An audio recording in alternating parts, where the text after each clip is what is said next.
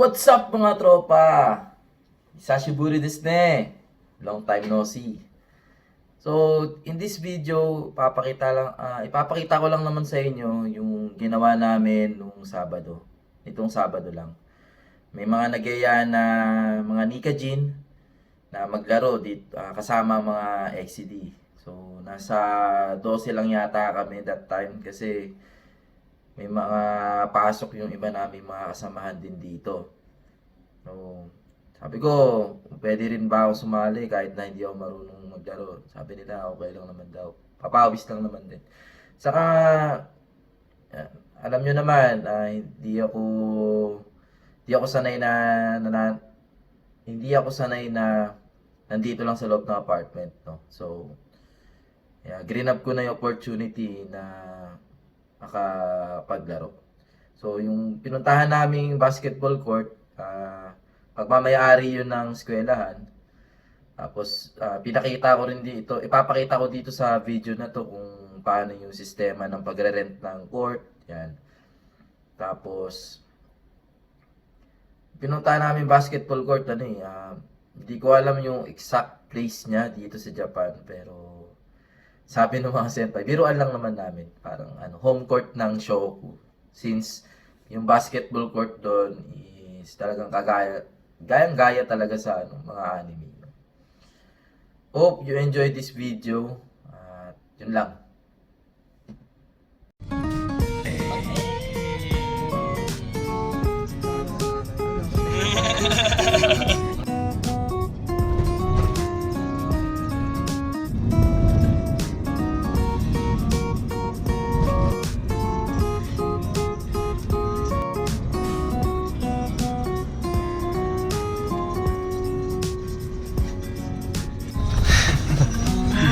Ano yung boss? Ano yung boss? Home court ng show. For the show.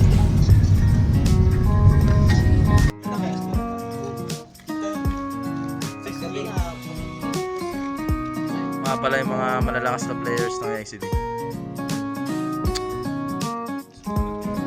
Okay, dito yung mga tsinelas na panglabas, ilalagay lang dito sa labas.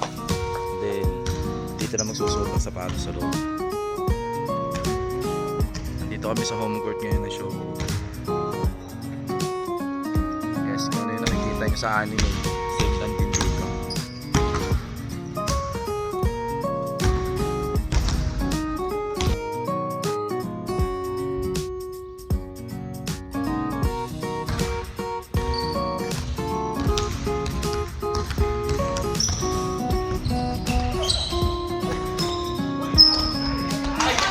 Okay, let's check yung kanilang facilities dito.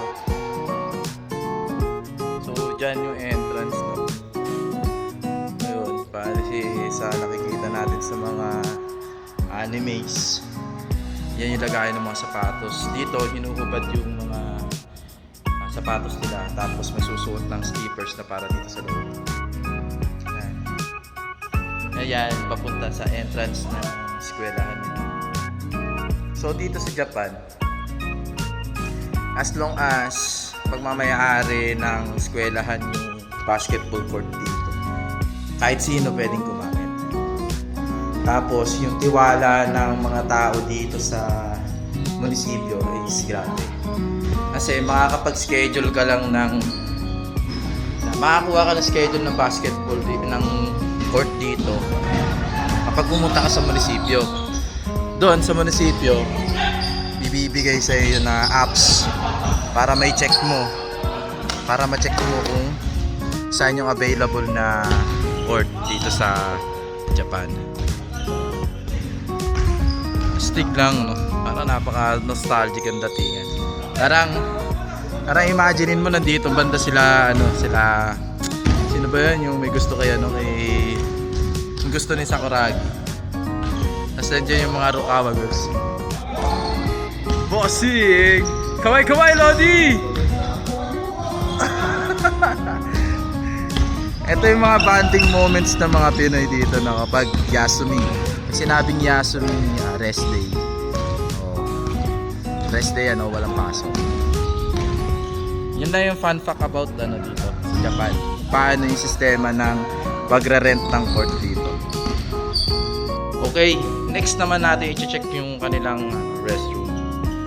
Tingnan natin.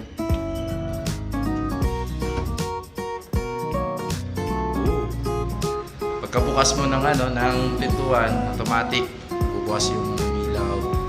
Tapos yung exhaust fan ba to or ano. Basta malamig yung part dito, no? Tapos napakalamig. Then, kiray. Kiray desu ne. Sabihin ng kiray desu ne, malinis. Beautiful. Dalawa kasi ibig sabihin ng kiray. It's either beautiful or malinis. Sheesh. Toire. Ang basa dyan, toire. To. I. Re. Toire. So, inabot na kami ng gabi dito. Ito yung mga kasama namin, yung mga Nika Jin, tawagin.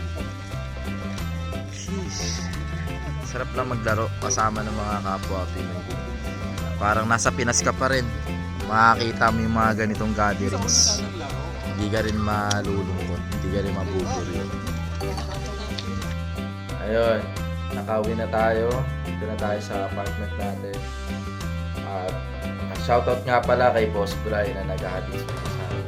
So, more blessings to come to your family. Salamat lang ako dahil nakakasama natin yung, kahit nandito tayo sa Japan, nakakasama natin yung mga kapwa Pinoy natin. Habang tumatagal, mas lalo kong naiintindihan yung salitang kababayan.